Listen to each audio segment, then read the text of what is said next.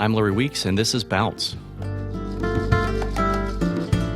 I had never really thought about money before, and suddenly I had this money, and then I just figured, oh, I'm a super genius because I must be so smart because I made this money.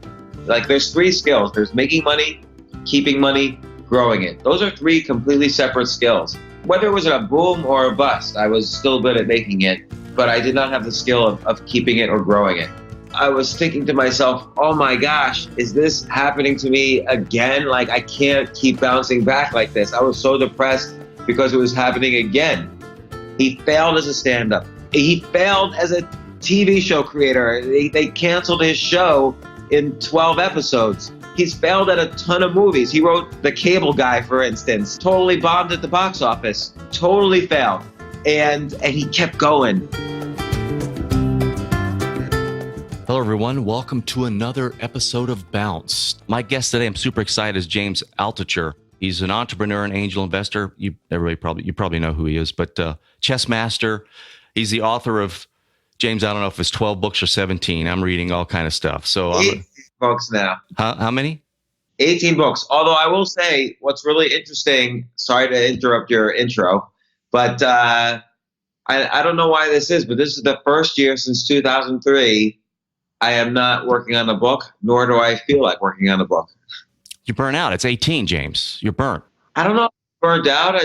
Because I could write a book. Like, I don't feel like, I write every day. I still write articles every day. I just don't feel like making a book.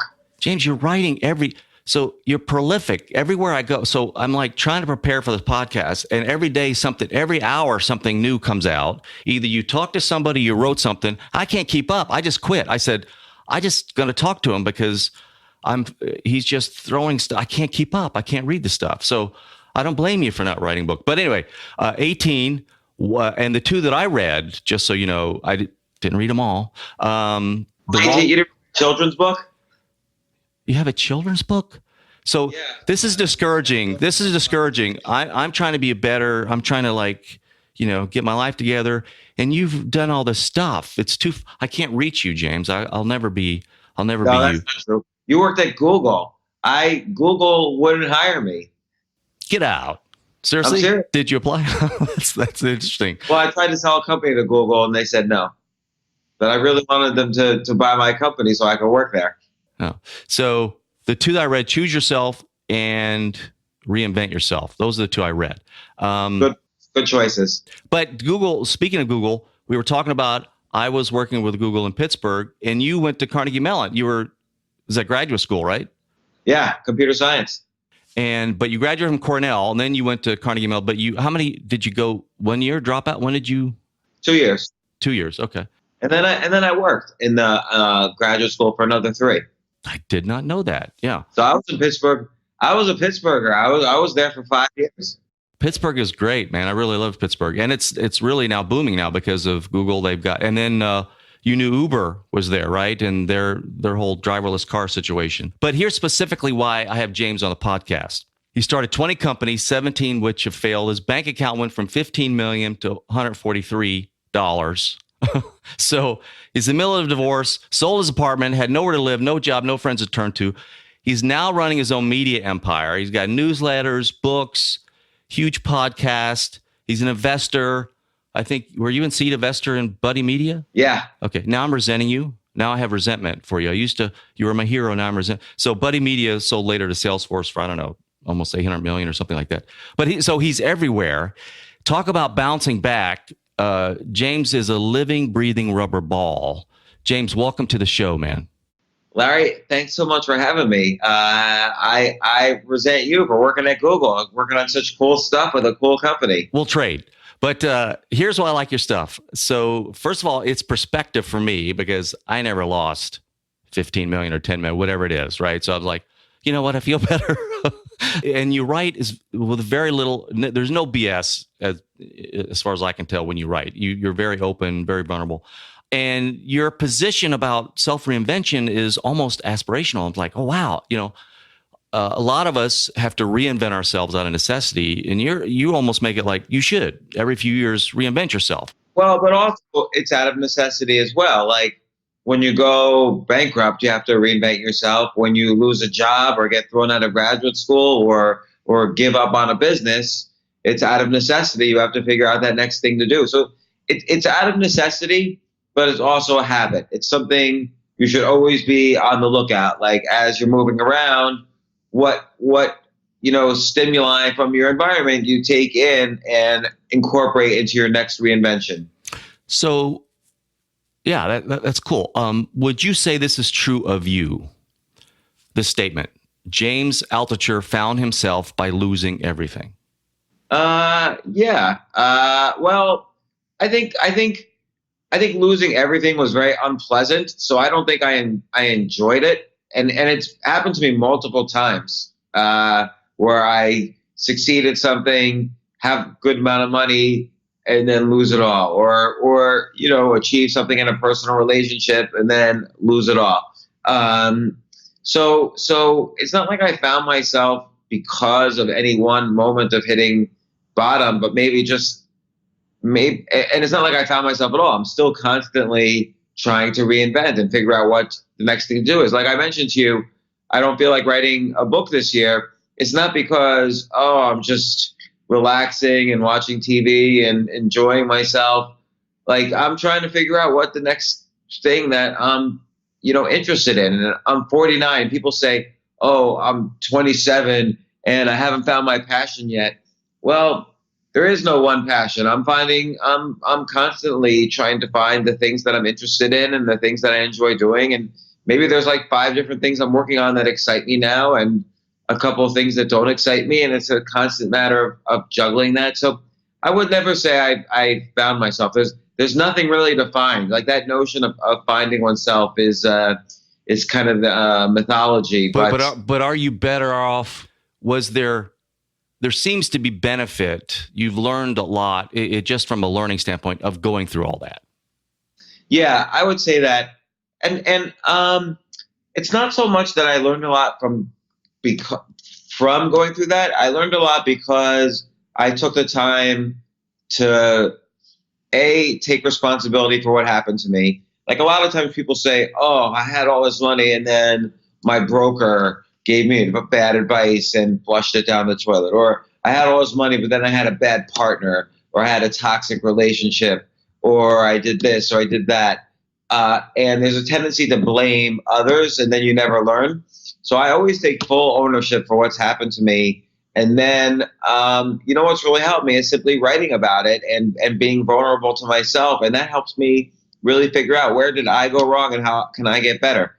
So let's back up. So tell us the story real quickly. So you started a very successful, your first company was successful. Was it the web development company? I had a company called Reset.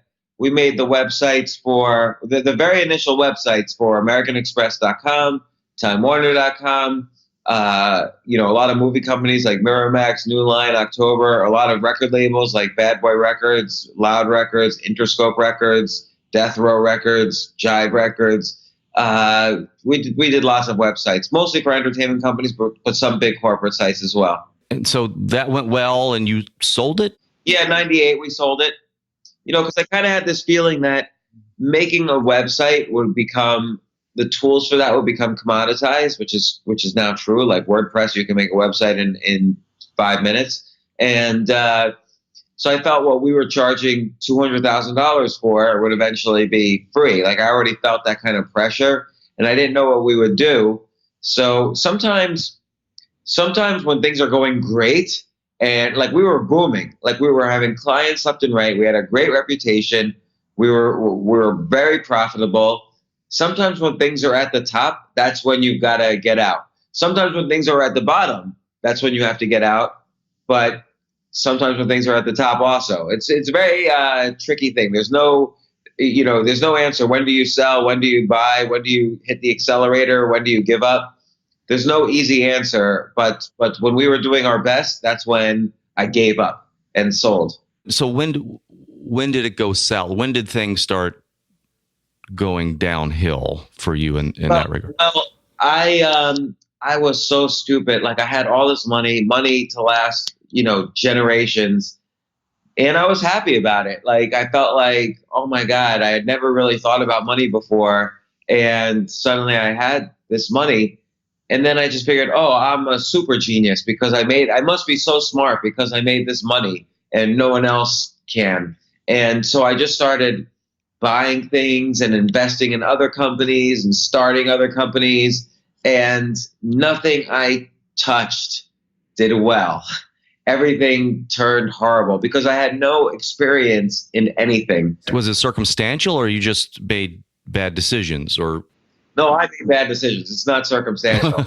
I made really bad decisions all the time, like 100% of the time. I didn't make any good decisions at all. And I think I don't want to say that's a natural thing. I think making the money gave me this like ego to think that I could do other things that I had no experience in. But at the time, I really had very little experience in anything. Like there's three skills. There's making money, keeping money, growing it. Those are three completely separate skills. And so I was good at making it. Even whether it was a boom or a bust, I was still good at making it. But I did not have the skill of keeping it or growing it. So you lost your money, you invested all these things kind of, and you're down to very, very little money. Were you suicidal at the time? Was it that bad? Did it get that bad? Yeah, like I was going broke, and I had two daughters and a house to support, and family, and also I was embarrassed. Like everyone thought I was this. I really kind of felt like my identity was tied up in how much money I had. So I thought I was a genius because I had money. So what does it mean when I go broke? Well, it meant to me I wasn't likable and I wasn't smart and I wasn't capable of taking care of my family. And then there was the practical things of I literally couldn't afford to live. So not to mention my two kids and my wife and everything. So it was horrible. I felt worse than suicidal because I almost felt like I couldn't commit suicide because then what would everyone do? Like, I wish I could have killed myself at that time. Felt so bad. How do you, looking back, how did you bounce back from that? So what we'll call misfortune and or self-inflicted wounds. Did you just wake up one day and say, okay, just get on with it? Or yeah, and look, it's happened more than once. It's happened at least 3 or 4 times for me. Maybe, in various ranges. Like, let's say that's a spectrum of when you realize you have to bounce back. So that was a 12, but I've definitely had a couple of 10s and a couple of 8s and a 7 here and there.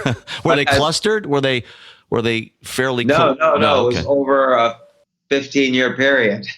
It happens, in various ways. You always have to bounce back, no matter where you are in life. But financially, over, I'd say, 10-year period, it happened several times, because I would make money and then lose it all, a couple of different times. It happened at least 3 times where I made enough money to say, oh, finally, I don't have to worry about this anymore. And then I'd go broke a year later.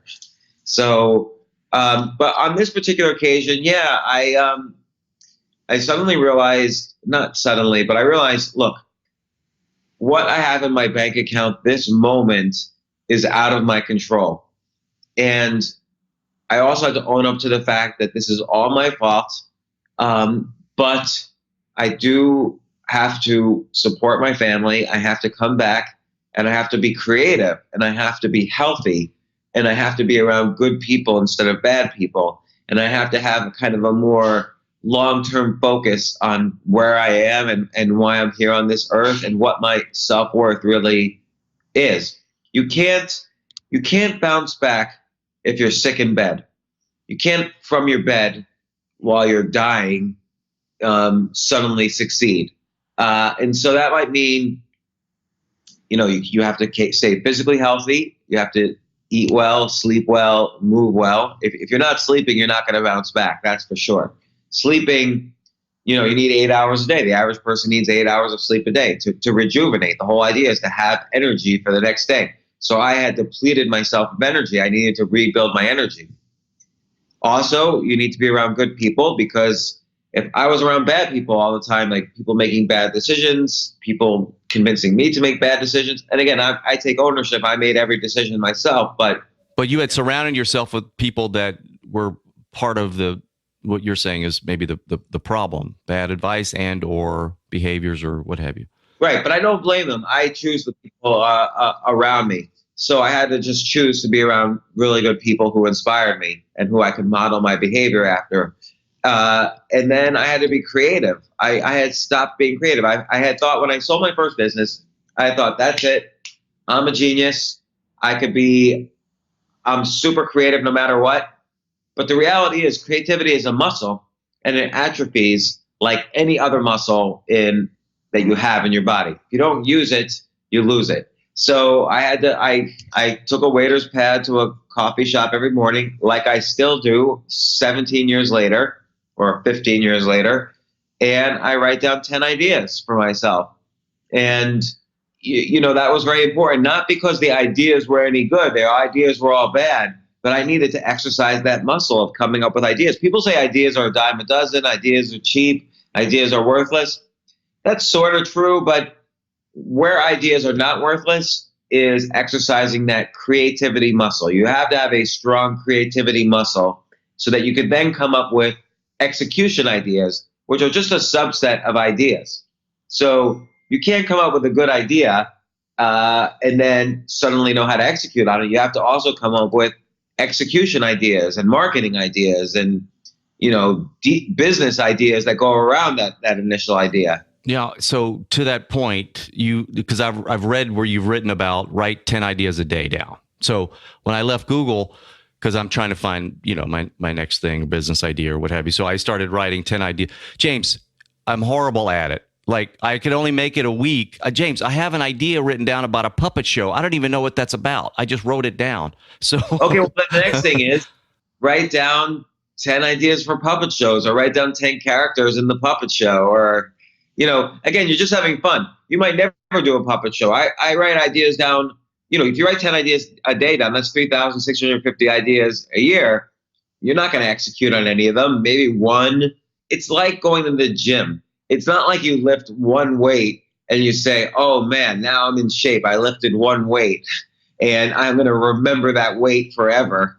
The key is to exercise every day and go to the gym of ideas and creativity every single day. And by the way, maybe you give up on your puppet show. Again, this is just exercise. That's what I did. It was just an exercise. I don't know why. Right before our call here, I was looking at some of these ideas. I don't even remember why I wrote down puppet show.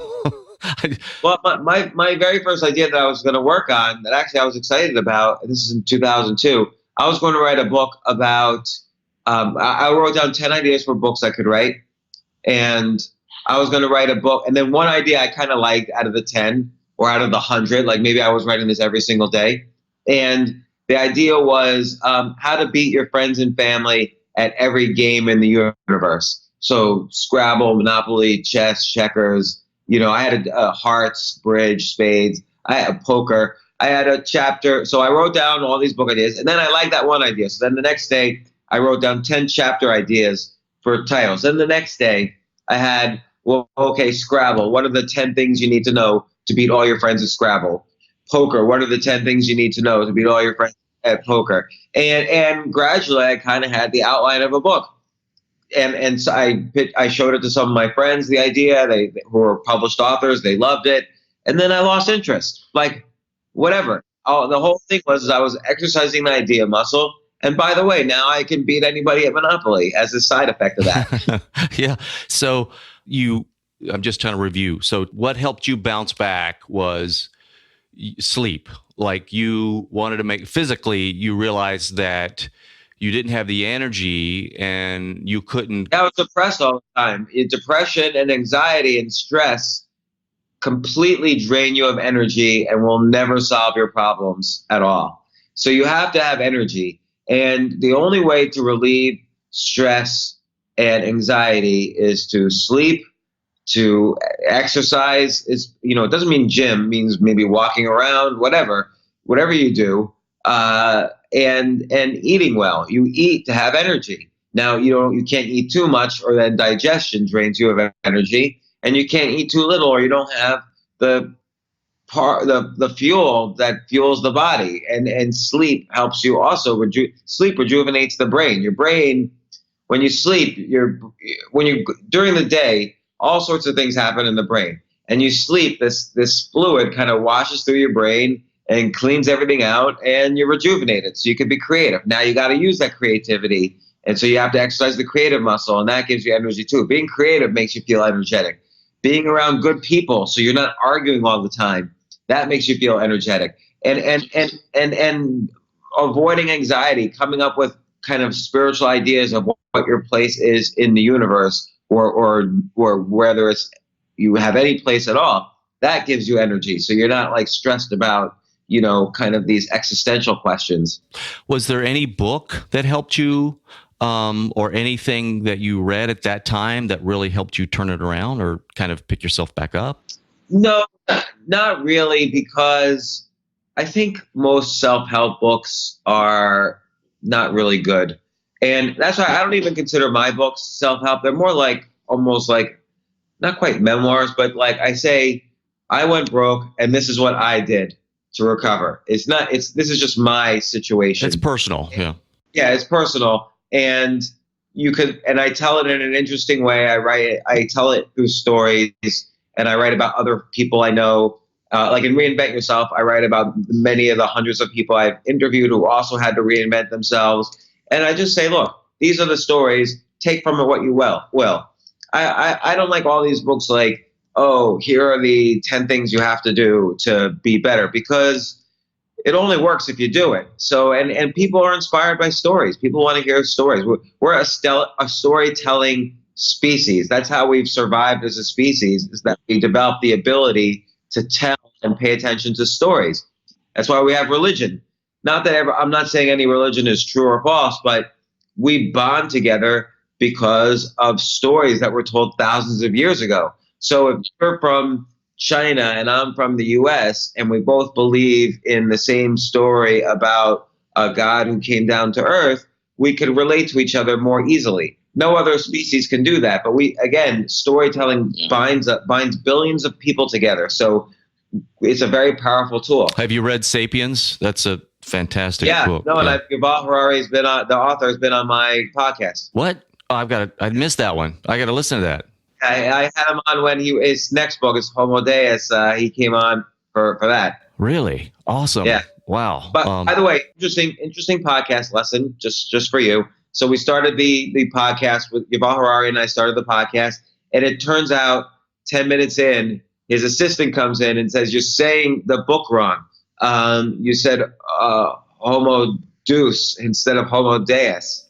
And the engineer said, right then, "Oh, don't worry. Well, he'll correct it, and then we'll edit it so it sounds corrected." And I'm like, no, all of this mistake and my stupidity has to be in the podcast, including the audio engineer, including the assistant telling me I was wrong.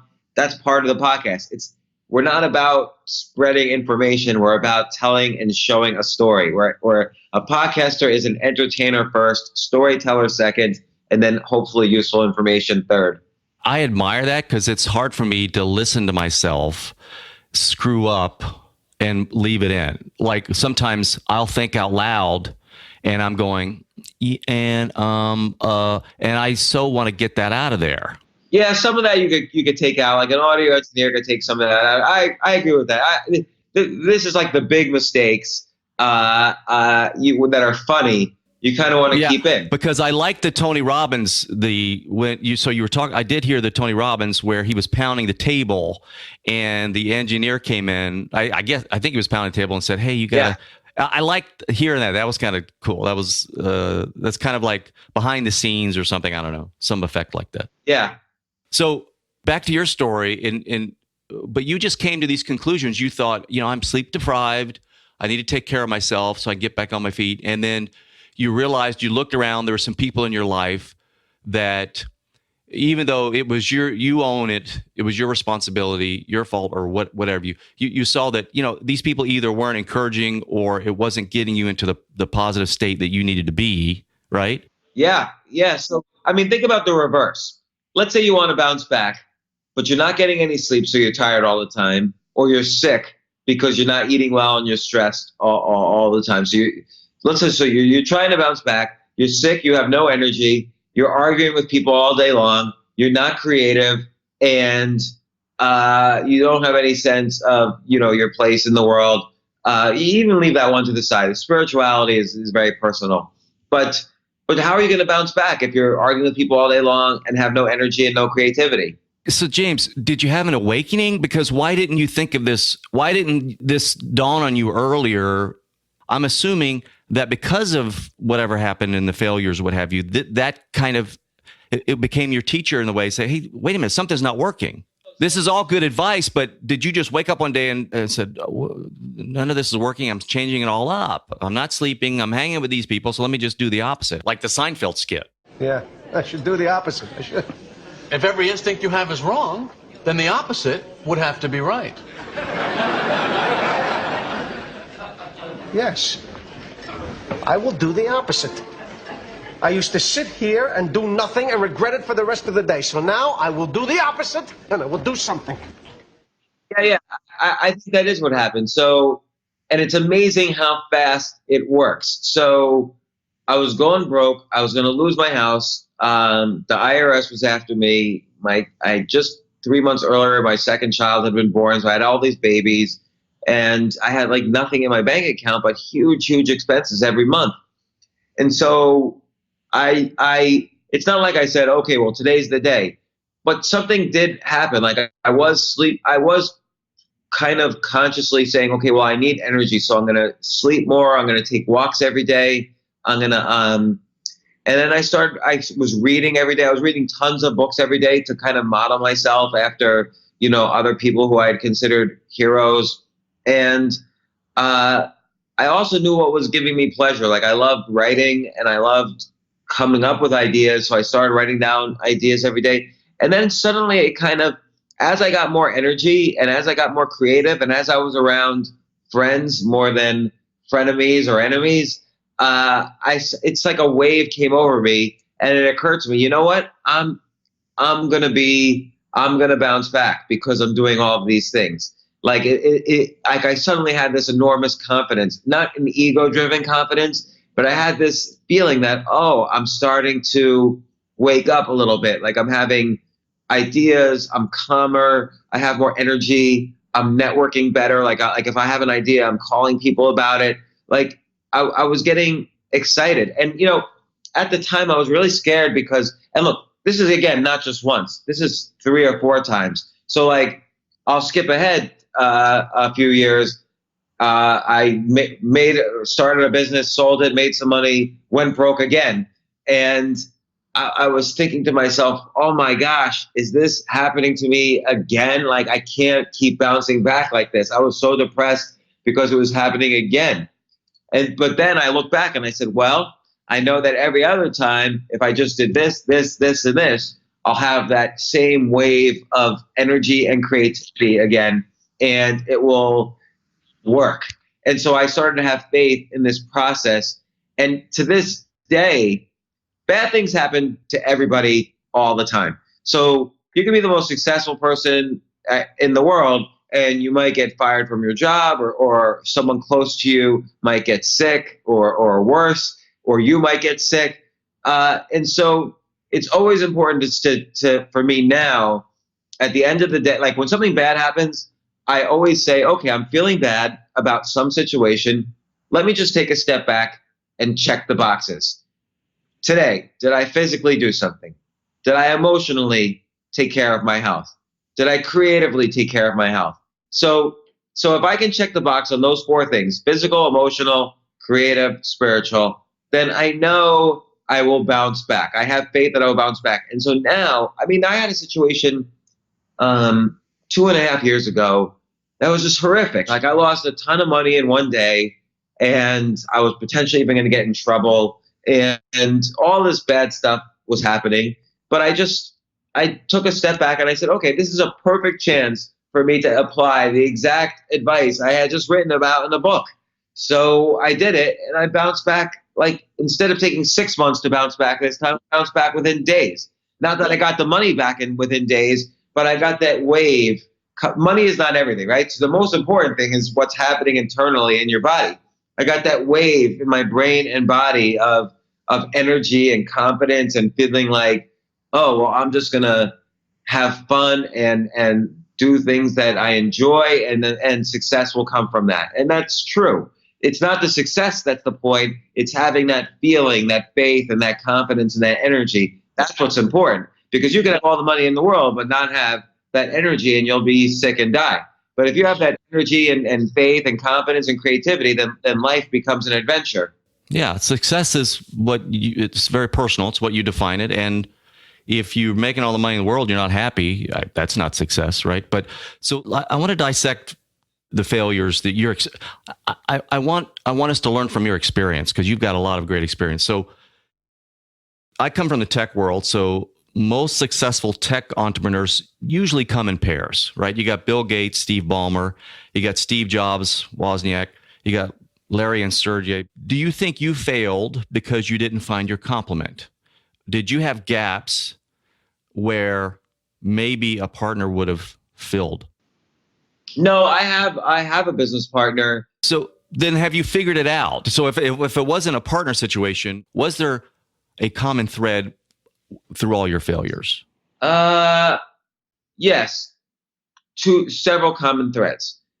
One is I wasn't checking the box physically, emotionally, creatively, spiritually. I always have to get back to that, because energy in those 4 areas that's the breath of life. That's like the Force from Star Wars. Like, you can't live without those 4 different types of energy in your life.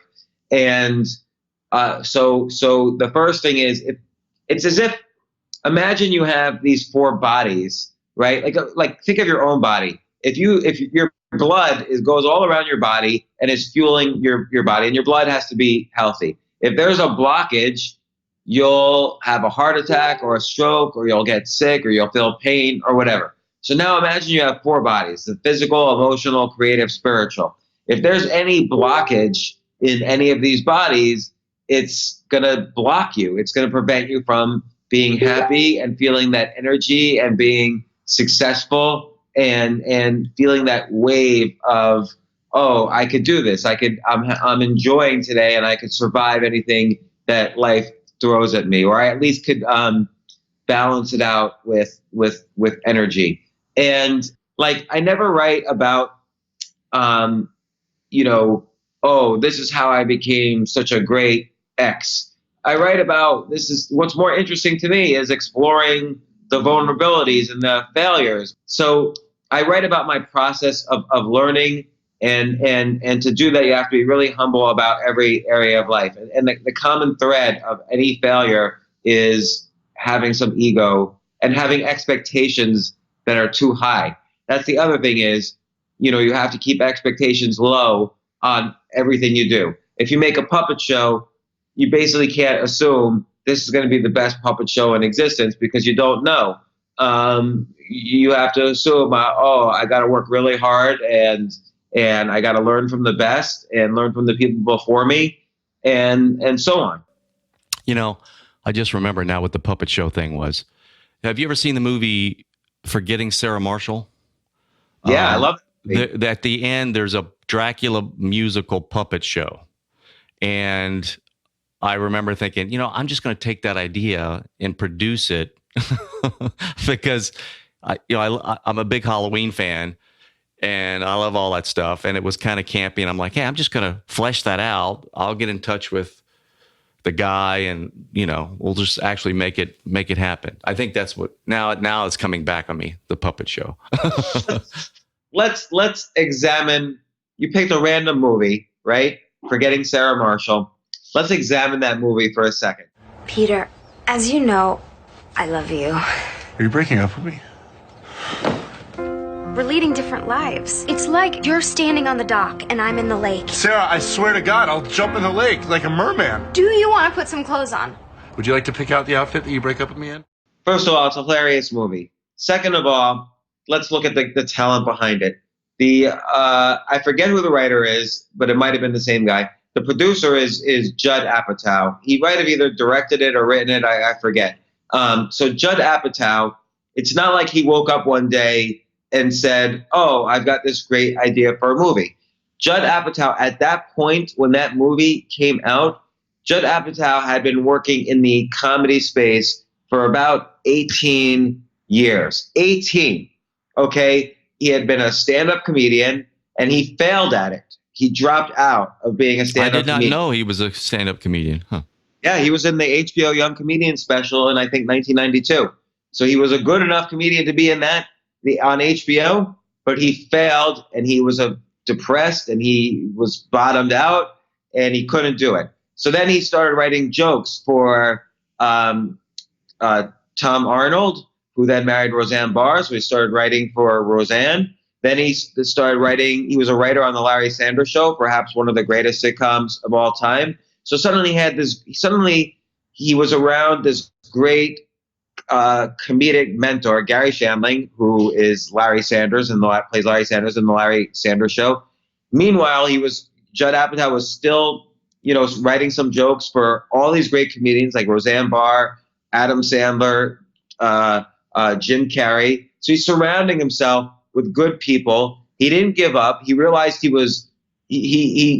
respected his humility. He said, I'm not going to be as good. He literally said, I'm not going to be as good a comedian as Adam Sandler and Jim Carrey. I don't have their skills. So he stopped being a comedian, but he looked at other ways, other outlets for his comedic talents, and ended up writing on the best sitcom ever.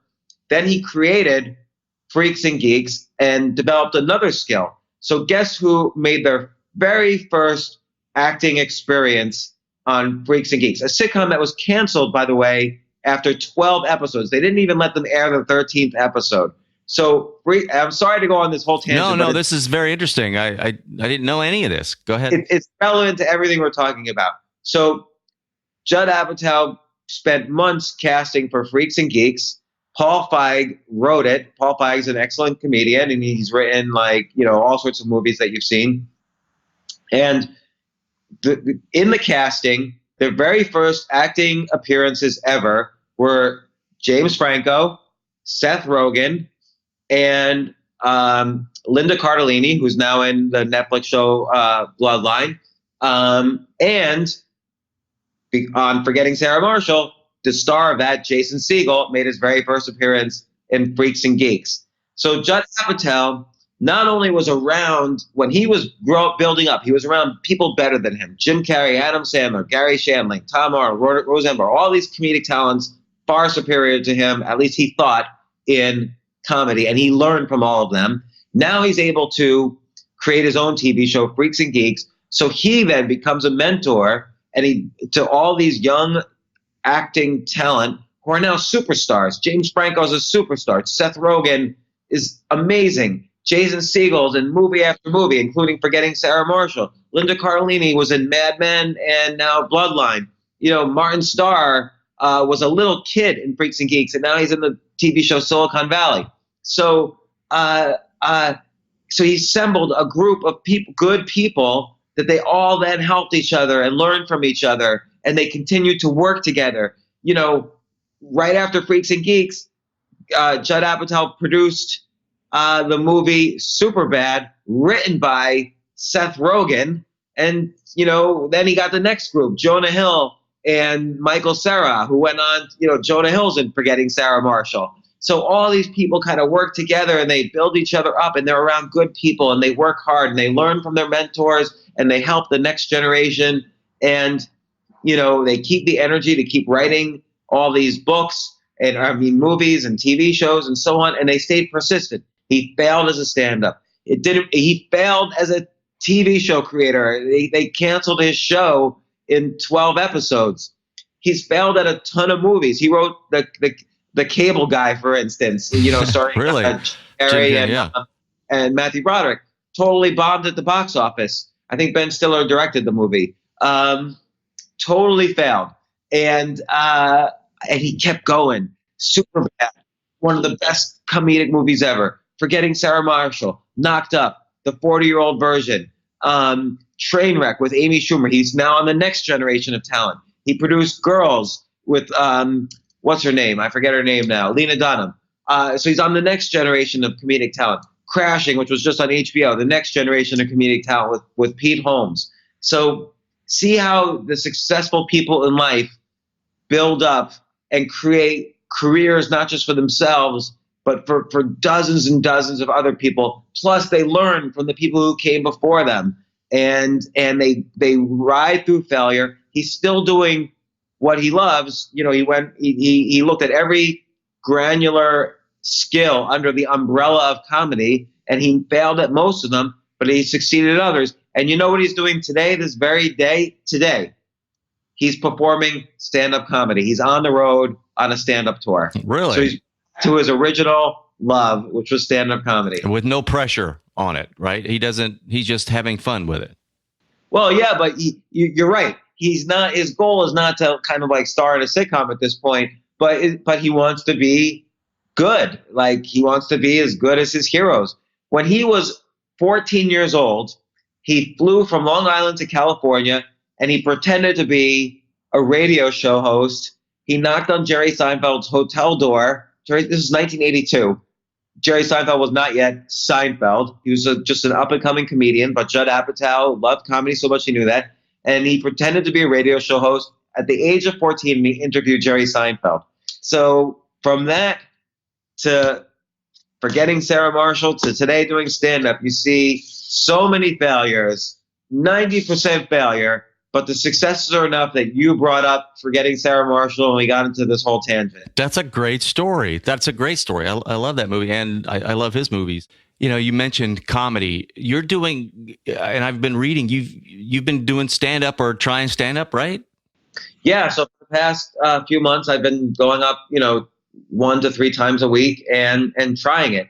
And it's also a great example. So I'm 49 years old. It's not like I'm trying to be like, a comedian on a sitcom. I have no real goal with it. It's just a skill that I love, that I want to get better at. I appreciate it. And you learn something really important, which is that you have to take ownership of failure and your weaknesses, and there's so many things you have to learn along the way. It's like anything, comedy in this particular case is such a complicated skill to learn. Like, I could be a funny person. I've done a lot of public speaking. I get people laughing, no problem. But comedy is a different skill than that, and you have to learn how to ride the ups and downs. Why are you doing it? I love it. I love watching it. So I figured, this will be a challenging and scary. It's incredibly scary skill.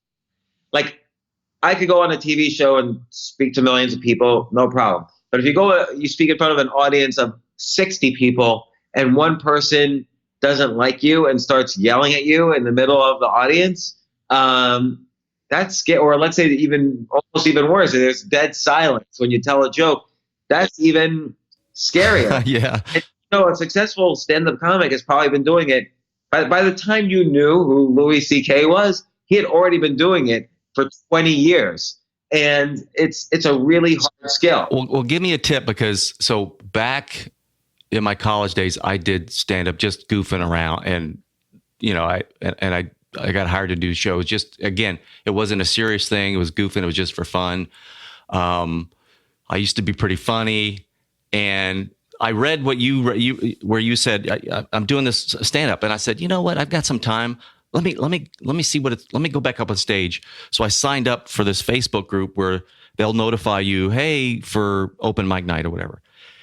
And I've been notified for the past month, and I haven't done a thing, because I start writing and I get petrified. I'm like, how did I ever do this? And so give me some tips. So did you say, okay, on 30 days from now, I'm going on stage, so I got 30 days to write? Or was it some notification, okay, on Friday, you're going up, and then did you prepare a bunch of material first and then sign up?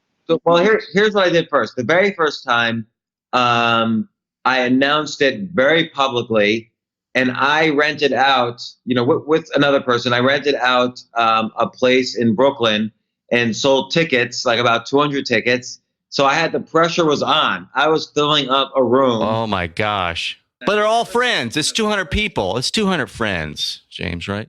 I know. So in that sense, it was easy for me because it was fans already. But bear with me. There was still pressure to be funny and to make them laugh. I didn't want to embarrass myself. So I had to write, 5 or 6 minutes of material, which was very difficult. And I did it, and it was fine, and people laughed. And but now I'm going to a regular club where nobody knows who I am. So I was given a day. Okay, go on this day, and I'm not going to open mics. These are like everybody on stage with me is like a professional comedian. Like they've been doing it 20 years. They're going on Colbert tomorrow. They were on Conan last week. They're on this sitcom. They're on Comedy Central. And then there's me. And so it's a lot of pressure, and it's incredibly scary. And so I try to think about it, and I write material every day, and I watch a lot of comedy to get better and to see what they're doing. And I talk to comedians all the time to learn what they do and how they deal with different situations. It's like poker.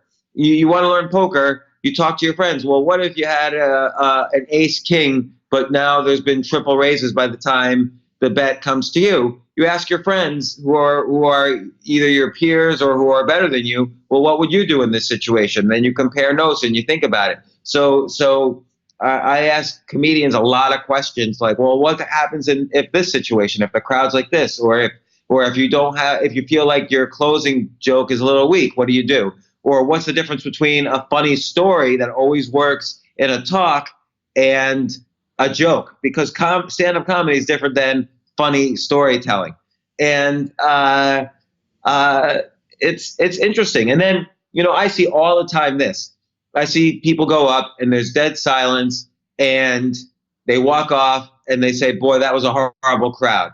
Well, I will never do that, because you got to take ownership. If a crowd is horrible, it's either my fault or I didn't lean into it enough to make the experience enjoyable for me.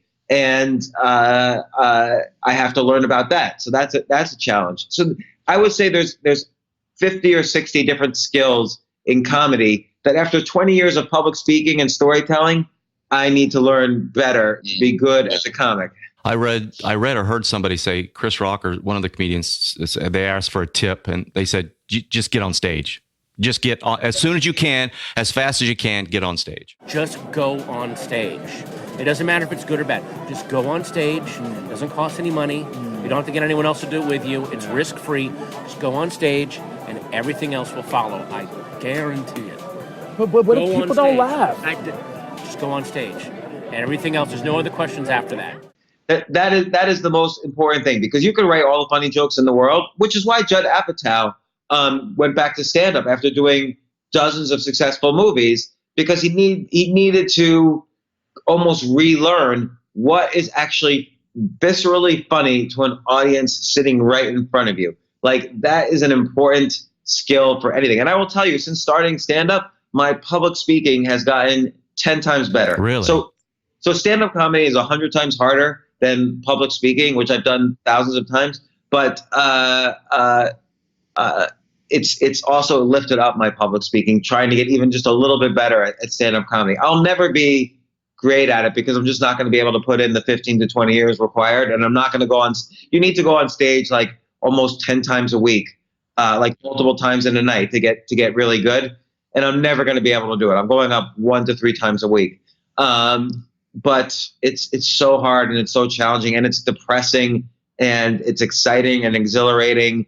And it's a skill like anything else. Like, I'm also trying to get better at ping pong. So there's an interesting thing. I've been playing ping pong for 40 years, since I was a little kid.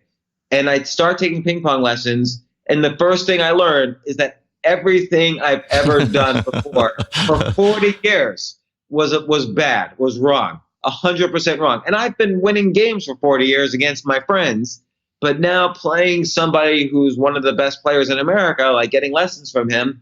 And by the way, it's not expensive. I just go down to the local club and take lessons.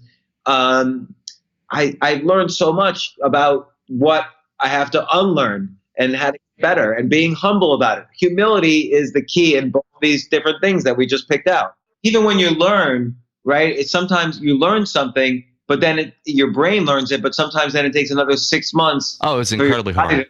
Yeah. Like after you learn something new, well, a typical thing that happens is you get worse first. Yes. Because you're not doing the old thing, but you're not good at the new thing. Yes. So you're worse. That's happened to me in everything I've ever learned. Is first I get worse, and then I get even higher, even better. But the obstacle is the way is an important. Well, A, it's an important book. I was just hanging out with I just had breakfast with Ryan 2 days ago. He's in the city at the moment, and the obstacle the way is interesting because it's not like you have an obstacle and then afterwards you analyze it and learn from it. Although you should do that too. The obstacle itself is what you have to enjoy while it's happening. Like you have to enjoy, oh, my grip is wrong and I'm going to dive into being bad right this second to learn something new. Or let's just say comedy. You make a joke and everybody groans. Okay, it's not like I'm going to analyze afterwards, why did everyone groan? I'm still up on stage. I'm having an obstacle and I'm still there and everyone is groaning. I have to right then enjoy it, lean into it, to lean into it. So this is great. And while I have you, because you have so much experience in business, if you were to start over, and I guess you already did, the type of business that you would start would be what you have now. Like you're an investor and you do media. Is that pretty much? Yeah. I mean, I'm what I call a choicest. So I like that. What I mean by that is, and you probably need a better phrase. So happy for your listeners to come up with a better phrase for me. But let's say every day we make 10,000 choices. Oh, I'm going to wake up now. I'm going to brush my teeth now. I'm going to do some push-ups now. I'm going to write. I'm going to do a podcast. And then there's lots of little choices. I can use this cup instead of this cup. I'm going to use, whatever. So let's say every day you have 10,000 choices. Something like 8,000 or 9,000 of them are either more complicated than they should be or choices that you don't really want to make. So for instance, let's say you live 2 hours from work and you're a commuter. Well, I don't really like making the choice of having to commute for 2 hours. That for me, that's not fun. So I have over years, and again, it's like a 15-year thing. Over the years, I've made it so that my day is filled with a much higher percentage of choices that I enjoy making than not. So for instance, I don't want to choose between 2 coffee mugs. So I only own 1 coffee mug. So that's an example that works for me. I actually don't own any possessions. I threw out 99.99% of my possessions so that my choices on things that I don't care about are very easy. And then throughout the day, I try to only make choices that I know will give me pleasure to make those choices. Now, it didn't start off that way. It just takes time to build up to a life of that. But everything I do now, I pretty much enjoy doing, even the things that make me miserable. So and I'll use comedy as an example. Whenever you go up on stage, there's the potential that you could have a miserable experience, but I'm making that choice to do it, and I enjoy making that choice. So you just recently wrote about an advice to your daughter, like you're recommending, I just saw this, where you were recommending that she do a bunch of web development, knock on door, versus get a job, right? One of the things you said is a job is only one source. And then you said being an entrepreneur is only one source. And you said, I don't recommend being an entrepreneur, starting a company, hiring employees, unless you're a masochist. But wait a minute. But isn't the crux of choose yourself, do your own thing? What do you mean by you don't recommend being an entrepreneur? So because I'm trying to think of some ideas, business ideas and businesses to start.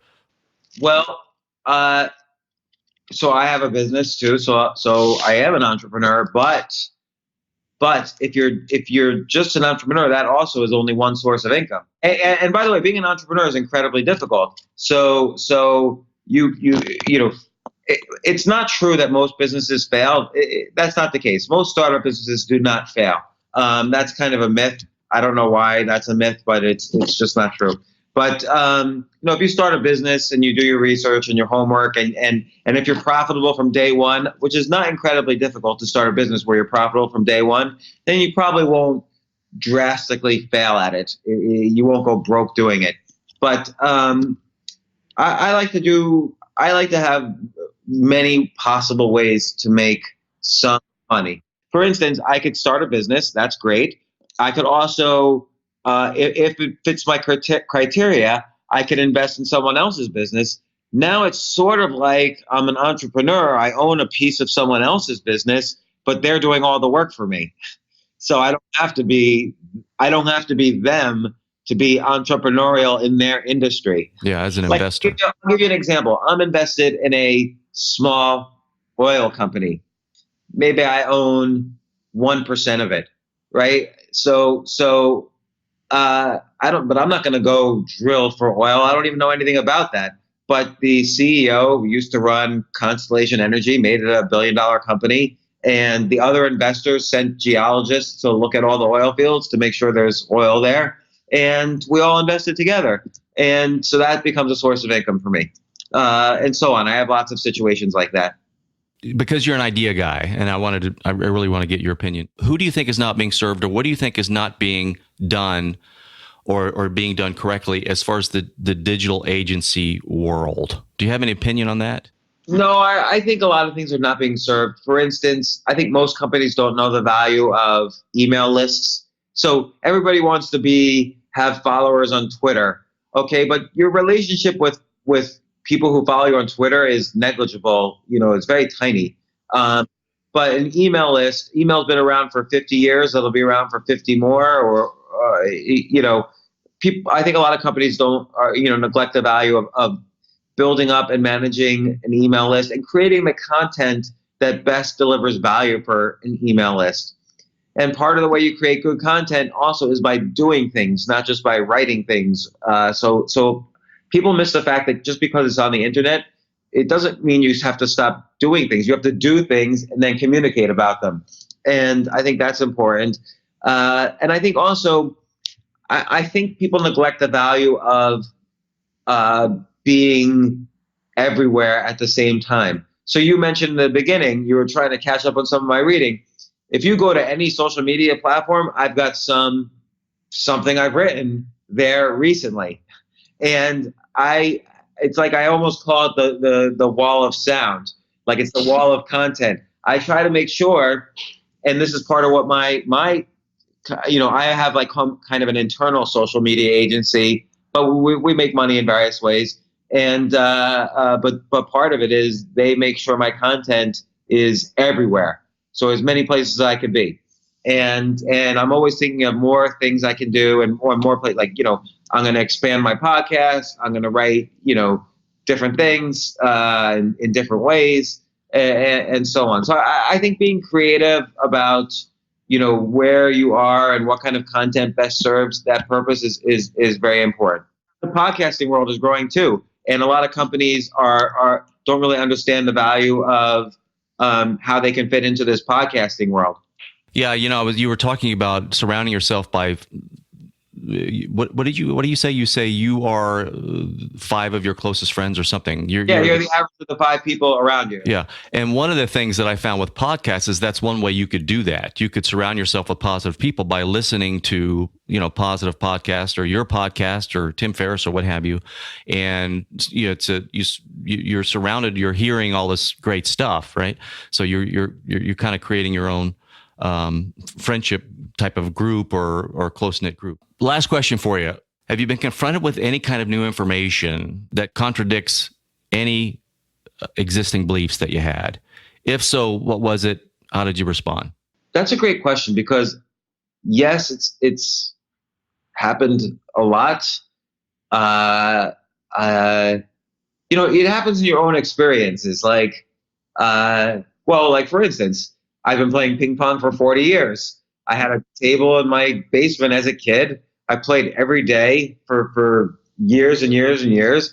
And then just a few months ago, I was told that 100%, not 90%, but 100% of the things I have been doing for 40 years and beating people. It wasn't like I was a bad player, but bad versus a professional. So a professional is telling me 100% of the things I was doing was wrong. And I'm like, okay, show me how to do it right. So now I'm learning how to do it right. And now I'm going through that curve of I'm trying to learn. So it's all confusing to me. This skill that I thought I'd been building for 40 years, the entire thing is confusing to me now. And I'm relearning. I'm unlearning and relearning. Yeah. By the way, I subscribe to a newsletter. What's the name of the newsletter? There's the Altucher Report or something. What is it? Yeah, the Altucher Report. Altucher Report. That is great. It's good, right? Like I have a free newsletter. Like it's basically my email list. Like all my articles go out on my email list, and my podcast and so on go on my email list, and that's free. And I got a lot of people, and that really has the most value because I'm sending out, every email I hope is valuable and fun, at the very least fun. But the Altucher Report, I wish I could give that out for free because it's like incredibly valuable about all these businesses you could start. And I hire writers to research all these entrepreneurs and in all these different industries. And I learn when I read the Altucher Report. Yeah, it's helping me. Like I said, I'm trying to collect ideas or come up with ideas, and it's kind of that. It's kind of you giving another 5 or 10 ideas that wasn't on my radar. So it's even if it's may not be in my wheelhouse or something I'm not interested in, it's very interesting to see these people, doing these things. And it's very good. The Altucher Report. Do you have an investment newsletter? Is there an investment? Yeah. So I have some investment newsletters. So I ran a hedge fund for many years, and I still keep in touch with many hedge fund managers. So I have a couple of newsletters, which is basically me calling, professional hedge fund managers and asking them what looks most exciting to you. And they tell me, and then I say, why does it look exciting to you? What research did you do? And I'm writing everything down. And then I just write a newsletter about it. What's it called? Well, I have one called The Top 1%. I have another one called The Altucher Income Advantage, because I have a very simple way of providing higher dividend yields than you would get like from a treasury bill or a savings account or whatever. And then I have another one, which I just launched, called The Top 1% Micro, which is microcap stocks. I always like microcap stocks, like small companies that have, a lot of potential to go up huge. So that's another one that I just launched. James, this has been great. Thank you so much for coming on, and I really appreciate it. Larry, thank you so much for inviting me. And if any of your listeners want to ask me questions, they should tweet that they saw me on your show and ask me a question, and I promise I'll answer. And let's keep in touch. Thank you so much, man. Thanks, Larry. Bye. Well, that is all the time we have today. Please spread the word if you enjoyed the episode. Leave us a review on iTunes and share it with your friends on your favorite social platforms. Big thank you to Sam Williams, my audio guy. Make sure you visit LarryWeeks.com for all my content, and we will talk again soon.